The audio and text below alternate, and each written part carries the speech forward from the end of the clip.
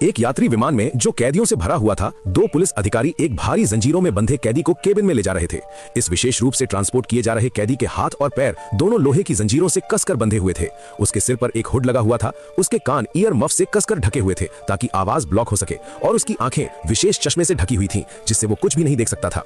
फिर कैदी को केबिन में स्टील के पाइपों से मजबूत की गई एक विशेष सीट पर बैठाया गया, जिसके दोनों तरफ एक एक पुलिस अधिकारी उसकी निगरानी के लिए तैनात थे। स्पष्ट रूप से इस केबिन में जो हथियारों से भरा हुआ था, ये कैदी निस्संदेह पुलिस के लिए सबसे महत्वपूर्ण था। विमान कुछ घंटों तक उड़ान भरने के बाद केबिन में कैदी और पुलिस दोनों थकान से धीरे धीरे सो गए।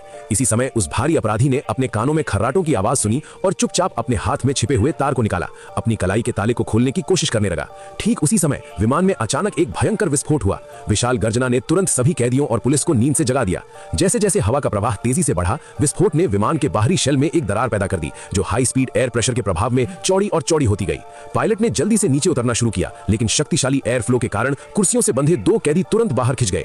कैदियों की निगरानी के लिए जिम्मेदार पुलिस अधिकारी भी इस शक्तिशाली एयर फ्लो द्वारा केबिन से बाहर खींच लिए गए। एक पल में केबिन में चीखें भर गईं, चारों तरफ अराजकता फैल गई। एक हताश कैदी ने इस दुर्लभ अराजक अवसर का फायदा उठाया, पुलिस से चाबियां छीनने का प्रयास किया। उसके लिए हालांकि ये क्षण बेहद खतरनाक था, लेकिन ये भागने का एक शानदार अवसर भी था। इसी बीच जमीन पर झेंग वेई नाम का एक बेटा खेद महसूस करता है कि वो इस साल नॉर्दर्न लाइट्स नहीं देख सका।